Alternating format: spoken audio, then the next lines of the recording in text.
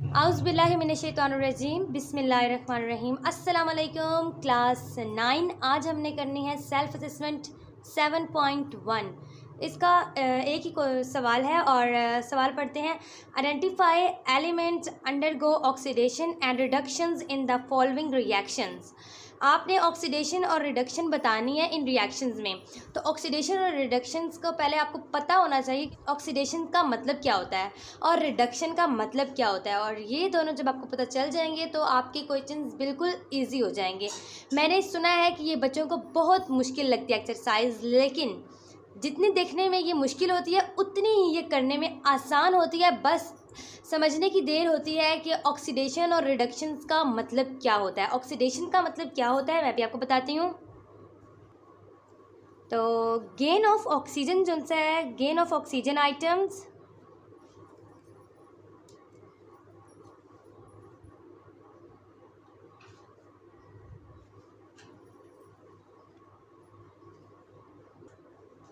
Oxidation के अंदर क्या होता है, गेन ऑफ ऑक्सीजन आइटम और लॉस ऑफ हाइड्रोजन आइटम। और रिडक्शन में क्या होता है, loss of oxygen atoms and gain of hydrogen items.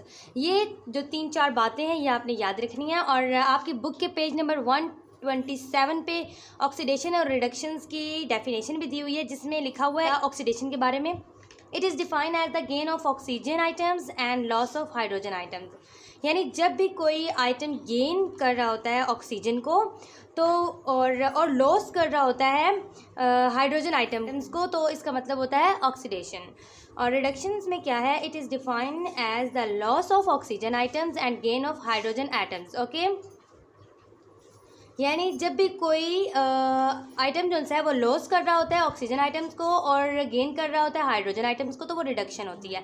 ये 2-3 बातें आपने याद रखनी है और ये एक्सरसाइज बहुत ही सिंपल और बहुत ईजी हो जाएगी आप लोगों के लिए। इस सवाल के जो पार्ट्स हैं वो शुरू करते हैं। पहला पार्ट लिखते हैं, N2 + 3H2 goes to 2NH3।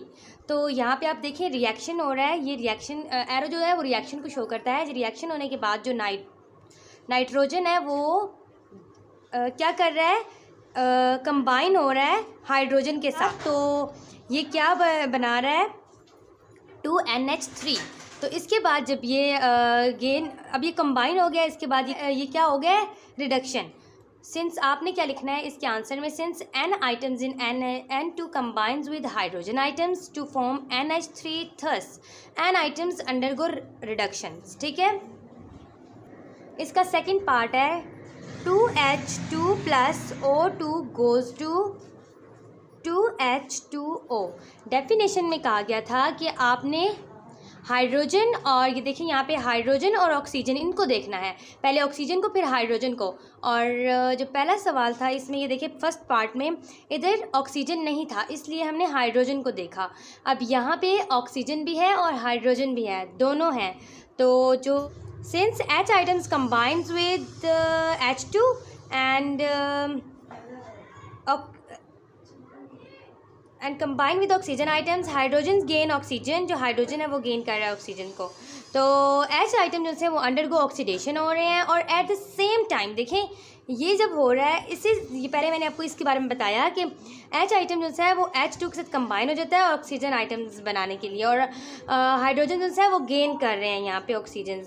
अब H आइटम जो है वो ऑक्सीडेशन हो गया, लेकिन इसी सेम वक्त पे जो है वो O2 जो सा है ये कंबाइन हो रहा है H2 के साथ और गेन कर रहा है हाइड्रोजन आइटम्स को, इसलिए ये रिडक्शन होगा। तो इसमें आपने क्या लिखना है,